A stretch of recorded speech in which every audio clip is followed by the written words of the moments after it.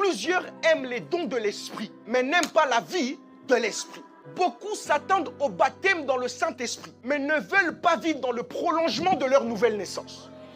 Frères bien-aimés, laissez-moi vous dire une chose. Le baptême dans le Saint-Esprit vous soumet à des capacités à exploiter. Mais la nouvelle naissance vous soumet à une nouvelle nature à conserver. Le baptême dans le Saint-Esprit fait de vous des serviteurs de Dieu puissants. Mais la nouvelle naissance fait de vous des enfants de Dieu. Souvenez-vous, les amis, nous sommes des arbres avec un tronc desquels partent deux branches. La première branche, le fruit de l'Esprit, Galates 5, 22. Et la deuxième branche, les dons de l'Esprit, 1 Corinthiens 12. Trois choses à ce sujet. Cherchez à être comme celui qui a conduit forcément à avoir ce qu'il a en plus de devenir ce qu'il est. Tandis que chercher à avoir uniquement ce qu'il a ne te rendra pas forcément comme il est.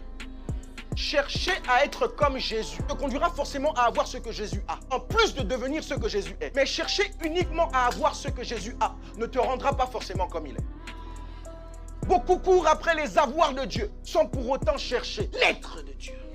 Deuxième chose, lorsque vous nourrissez votre vieil homme, vous affamez votre homme nouveau qui doit vivre par le Saint-Esprit. Et qu'est-ce que vous faites? Vous éteignez l'esprit et vous tuez l'onction, sachant que l'onction est liée aux capacités. Donc c'est un mauvais calcul. Troisième chose, le fruit de l'esprit est la conséquence liée au niveau de maturité spirituelle et à la croissance. Il y a un travail à faire. Mais lorsqu'on parle des dons de l'esprit, c'est juste une question d'information et de disposition. Vous comprendrez que les dons spirituels sont là pour supporter notre mission sur la terre. Et donc, ils vont rester sur la terre. Mais le fruit de l'esprit, c'est l'expression du caractère de Dieu. Et c'est ce qui nous identifie pour le ciel.